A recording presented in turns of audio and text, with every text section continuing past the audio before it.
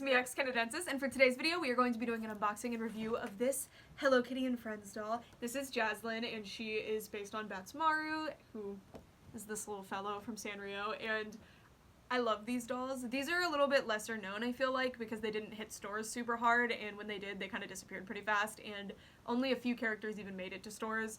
I got this one on Amazon a while ago. I was saving her to do a video with the Kuromi doll when the Kuromi doll came out, but I'm not sure when the Kuromi doll is going to come out, and a lot of people have been asking me about these dolls because that's who this is. I get asked almost every single video that I upload that she is visible in who that is, so she is a Hello Kitty and Friends doll that is rebodied onto a Failfix body, and in this video I'm going to show you guys the body matches for each of the Hello Kitty and Friends dolls since I have them all now. And I'm gonna do a quick rebodying tutorial at the end of this video as well, so stay tuned. This is Jaslyn, and I really like this one. I think this is one of the strongest ones from the original series. The original series had Hello Kitty, Badtz-Maru, Karapi, and My Melody, and then there's a Cinema Roll that released a little bit later, and that's who that one is, and then there's a Kuromi that's allegedly coming soon. I've seen pictures of her, but I don't know what's going on with that release. And yeah. So I'm going to get her out of the box, and I'm going to give you a preliminary look at her, and then we're going to switch her body. So here is Jaslyn out of the box, and I'm so sad that she was the last one that I got, because I'm thinking she might actually be the best one. Her and Cinema Roll, I feel, are the cutest. She's so pretty. I think mine might have a misprinted eyebrow, but it kind of makes her look sassy, so I'm going to give it a pass. She's so pretty. She has this shimmery makeup that's really nice. Mattel's been doing a lot of printed on makeup recently that printed on screenings that look very pixelated, and these don't seem to have that. I think these are stamped, but I can't be 100% sure.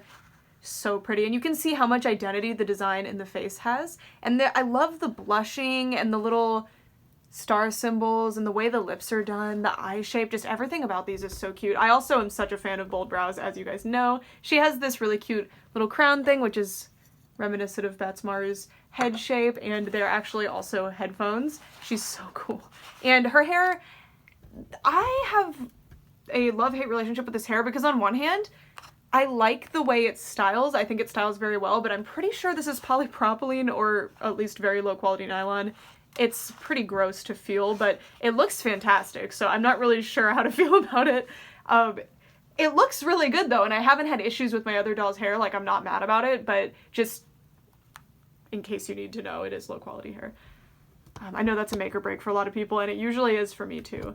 Then her outfit is also one of the more impressive ones too. So the big thing is that they all have this clear vinyl layer as like a skirt or something in each of their outfits, and hers is a large skirt that is sewn onto this overall piece. I think this whole outfit is sewn together, but let's find out. Oh no, two separate pieces. Awesome. So the overalls and clear skirt are all attached, and the overalls are a purple plaid with some red, and then she has a black t-shirt with yellow stitched details. Her outfit is one of the better ones, I think, from the original set. Like, I think it looks nice and doesn't have any, like, cheapy feeling to it. The belt is really, really nice, too. It's a custom mold just for this doll. As you can see, it has the little Badtz-Maru's little crown situation and little star, and it's just a yellow chain belt. It's very cute. And then one of the other things that's an identity for these dolls is the shoes. And they're see-through jelly-style shoes with a big icon of the characters, and hers have little spikes on the back. And let's see the treads. That's the treads, and it of course has Badtz-Maru's face on it. So cute.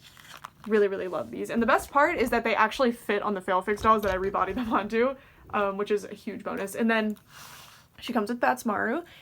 I'm not a fan of this style of figure. If you've ever had like a McDonald's Happy Meal toy with like ABS plastic, that's the closest thing I can equate to how these feel. They feel very cheap, they scratch really easily, it's not pleasant. Like, Lego got a hold of my Melody one and now she has a giant scratch on her face. But yeah.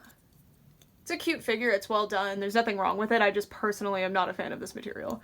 Alrighty, so now overexposed. Now I'm going to get my Failfix bodies and show you guys the matches for each of them. All of my Hello Kitty and Friends dolls, and I wanted to really quickly show you why I use Failfix bodies, because I'm actually really picky when I rebody dolls. I very rarely will do it. So this is what a Failfix doll's body looks like, and they are really well articulated. They have kind of the Monster High standard is what I call this amount of articulation, because Monster High like kind of set the standard for these. And these dolls were partially created by Garrett Sanders, so these are the two bodies. So this is a Hello Kitty and Friends body, this is Crappie's body, and this is the Failfix body. So as you can see, they have extremely similar proportions. Their feet aren't exactly the same, so these are Failfix shoes on this one, and you can see that they're not perfect, but they're overall really, really close, and you can actually really nicely do that. And just look how similar these are. So that's kind of why I use these. And now for the bodies that I've used in the past. So this doll was used for the Cinema Roll doll, as you can see. Oh, Failfix dolls do have different body types. The different body types don't affect the clothing very much, but that's just something to look out for. I'm not worried about it. And then the Pretty Arty character, this is actually the evening one, but I prefer the other one's face, so that's why this one is the one I rebodied. This is who I used for Karapi. Alrighty, and then for these rebodies, I'm not going to be using this one, but I just have this one as an example. I'm going to be using hers here. It's not an exact match. This girl has a little bit redder of a skin tone, but I think it's going to work pretty well, and we'll see how that looks. And then I'm going to be using this character for my Melody. This is a lot closer, but again, this one has a little bit redder of a skin tone, but I think it's close enough, again, that especially once fully clothed, it's going to work out really well. And just so you guys know, these are my doubles. That's my Failfix collection up there.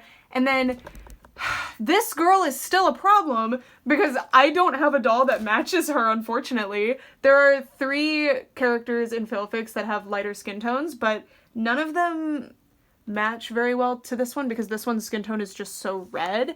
The closest is the one that I used for this one, but as you can see, she's quite a bit tanner.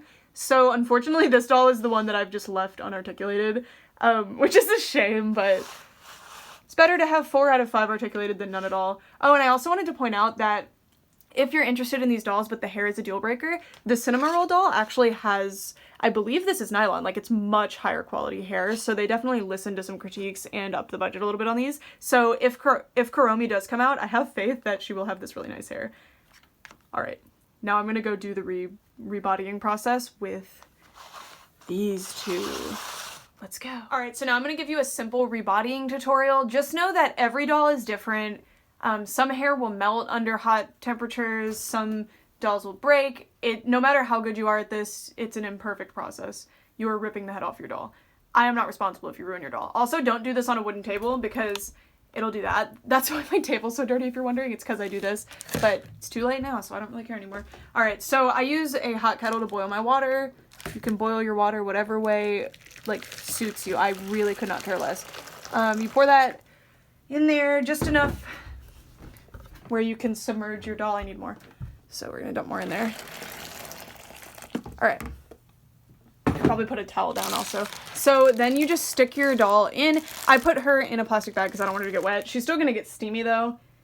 And then you put the doll you're using as the rebody subject. I feel so bad when I take these dolls' heads off because they're so pretty, but I already have them in my collection, so it's okay. They can be sacrificed. It's for the greater good here. Alright, and you just hold them under. The longer you hold them under, the easier and safer this will be, so.